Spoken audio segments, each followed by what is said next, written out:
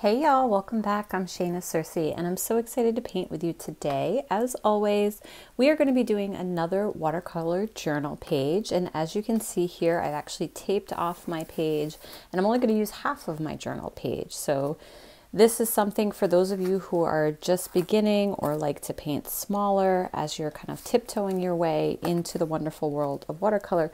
You don't even have to use a full page in your watercolor journal. You can use half a page. So today we are going to be doing something to hopefully help some of you loosen up a little bit. I get a lot of comments from folks who are like, I wish I could paint more loosely. I have so much trouble painting loosely, or I try to paint loose and I overwork my painting. These are all very common problems. You are kind of right where you're supposed to be in the learning process, so don't worry about it. What we are going to do today is paint nice and loose and trying not to overthink things. So let's go over supplies and materials really quick. Using my Bao sketchbook, I have a size 10 and I'm also going to use a size 4 round brushes. These happen to be Princeton Velvet Touch, but there's many round brushes out there that are wonderful, that'll work great for you. And then my paints are Core, Q-O-R is the name of the company, by Golden. And I'm just going to move my clip here. I have one of these wonderful little binder clips. They hold my sketchbook down. But my Core paints come, well, they don't come in this palette. They are in this palette. They came in tubes and I put them in this palette. And all right, we're going to get started. So the first thing, we're just going to do a loose kind of wildflower field, but we're going to do it with a couple of different techniques to try to help you loosen up and lose a little bit of the control of the painting and let watercolor do the magical thing that watercolor does. So first we're going to come up with a background and we're going to do light washes, wet on wet, blending. We're not going to pick too many colors, so I am going to pick, I'm going to use a little Phthalo blue, and these are going to be light washes, and I'm going to use a little sap green,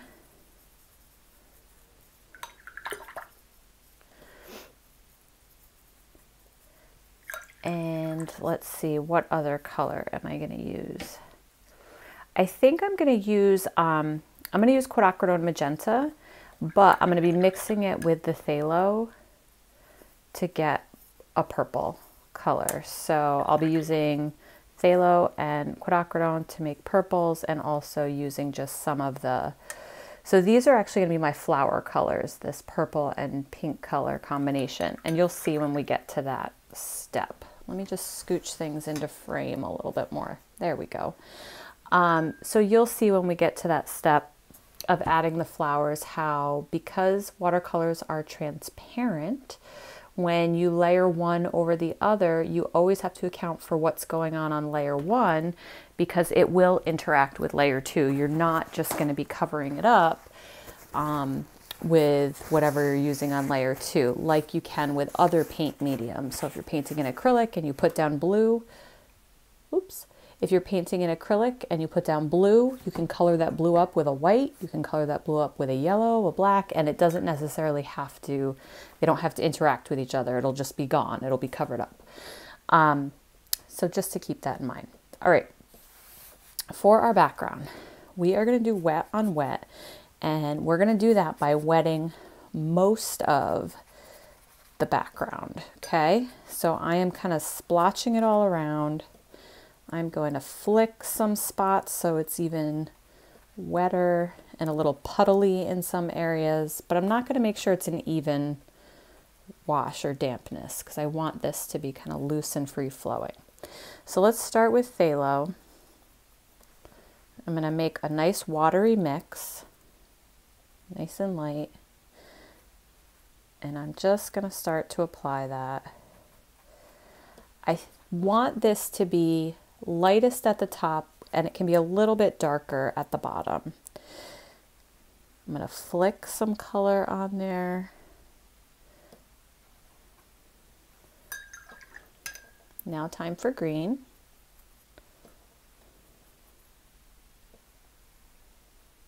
And these are going to start to blend and interact with each other. And there are some spots where the paper's still a little bit dry, and that's great. So let's put some darker color towards the bottom. And then these colors mix together and make these great, you know, other shades of blues and greens. And because I'm putting wet paint onto a wet surface, all of that water is combining and making various levels of values. So values are different levels of lightness and darkness of a paint. So look at that. Look at how fun and fancy that looks. And all we did was scrape a little paint onto a wet surface. Now you have to let this dry. You'll notice I did not keep working up here. I want this to be lighter. I'm not going to keep messing with it. I'm going to leave it alone. And I even have, look, white spot, white spot. There's no water and no paint on any of these little spots. There's not a ton of them. There's one over here, but there's enough to give this some breathing room. Let some white shine through. This is very light right here, while these are very dark and intense and saturated, but I'm not going to keep working it and working it and working it over and over again, because you're going to then just get a muddy kind of mess. This way you can still see the delineation between different colors, but they are mixing in certain places. The water is going to help them keep doing that, and we still have more layers to do. But let's leave it, let it dry, and then we'll do our next layer.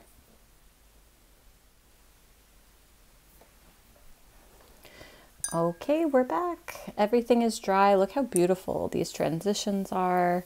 These are just so fun and soft and delicate, but at the same time pretty striking because of the contrast between some really darker areas fading into these much lighter areas. So lots of fun. So now we're going to add some flowers, some petal shapes on top of it. And like I said, I'm going to use magenta mixed with phthalo to get varying shades of purple.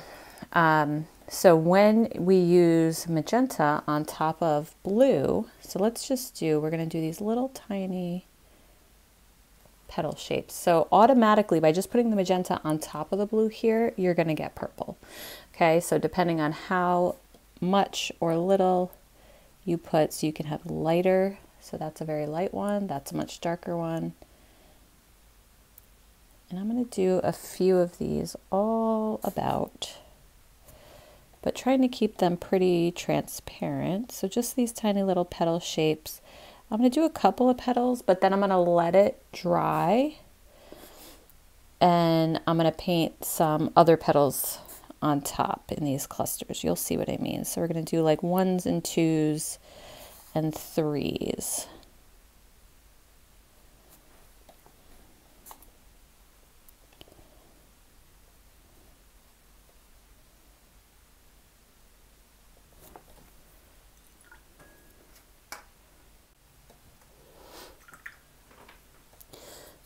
All right, let's just put on a few more, and then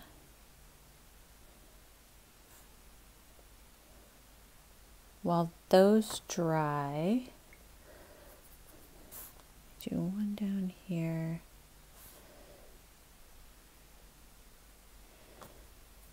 And then I'm going to put on another petal onto some of them. So these are dry here. I'm going to take a slightly darker color and kind of just marry it. I still want it to be transparent, so you might have to take a little paint off your brush. So that one's a little dark. Let's go back to the lighter color.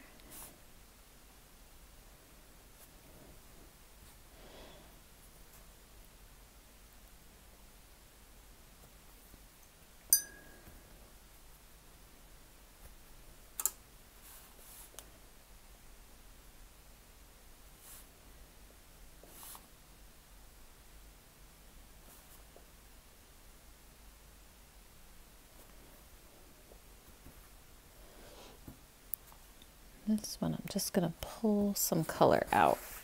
Just went a little too dark. There we go. Ah, much better. So I just used a paper towel to pull some of that color out.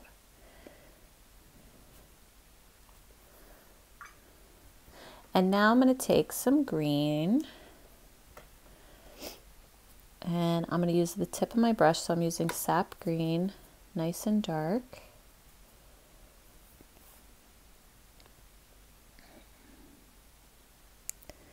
And I'm going to try to make some very thin tip of my brush. I'm going to let it skip a little bit and I'm not going to fix it.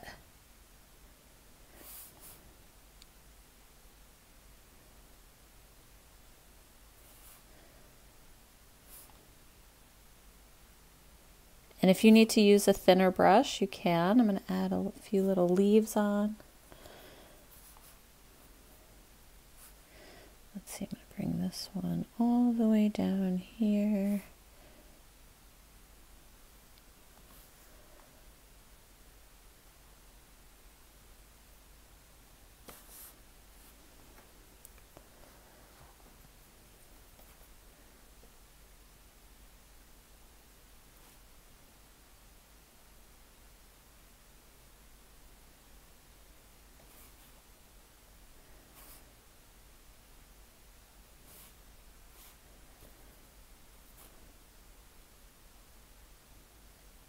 And add just a few little tiny leaves.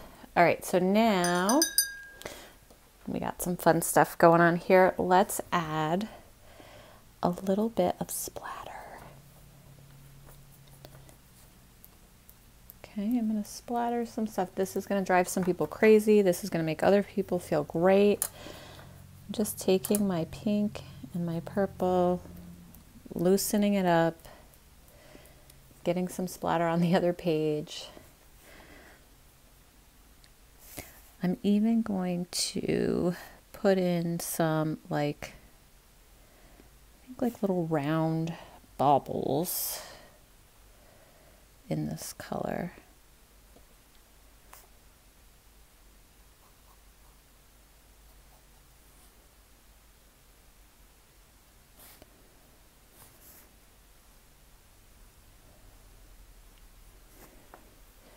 And let's think about here, what else could we do? You know what, let's put on a few. I'm going to use some of this blue. I don't know if I'm going to like this. I'm going to put on a few blue flowers.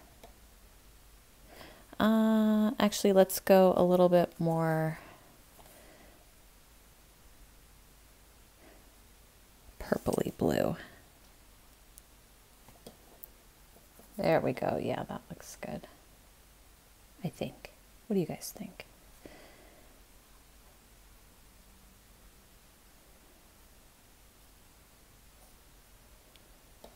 And you can see I'm being very loose with my petals. They're just flower-like. They're not perfect flowers. I'm going to drop a little green in.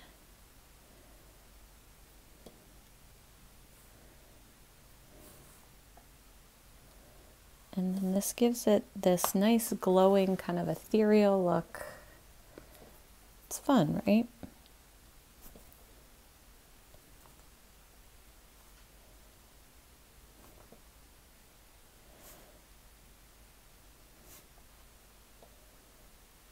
And I still have, look, some of these white spots are still untouched. Just by avoiding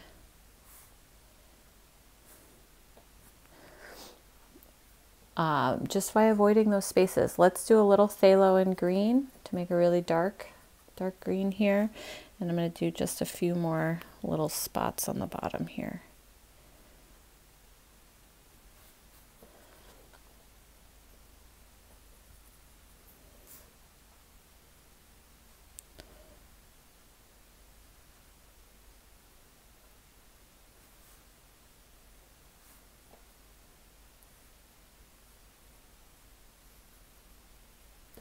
There we go. We can even throw in a few little green splatters towards the bottom. All right, there we go. Our nice loose wildflower painting. We can peel off our tape. Ooh, this was not the best tape to use because you can see we have a little bleeding through there. This is actually really expensive artist tape. And masking tape works better apparently. So there we have it. Our nice little wildflower loose painting. Hopefully this helps some of you loosen up a little bit, have a little fun, wet on wet, lose a little bit of control. We also learned a little bit about overlapping and transparency and what happens with colors when you put them on top of the other. So thank you so much for following along. Don't forget to check out the description for links to supplies and materials. Go ahead and like this video, subscribe to the channel if you haven't done so. Share with a friend if you have a friend who you think might like this video as well. Leave a comment, and thank you to my super thanks commenters and supporters. You guys are amazing. I can't express how grateful I am for you, so thank you. If you want to be a super thanks contributor, you can do so by just finding that super thanks button along the bottom of the video. And you can write more than just thanks in there, just giving you a heads up. A lot of people just write thanks and support me through a contribution, but you can also change that to say whatever you want it to say. And I see that first before I see any other comments. So thank you so much. All right, everybody, have a great rest of your day and happy painting.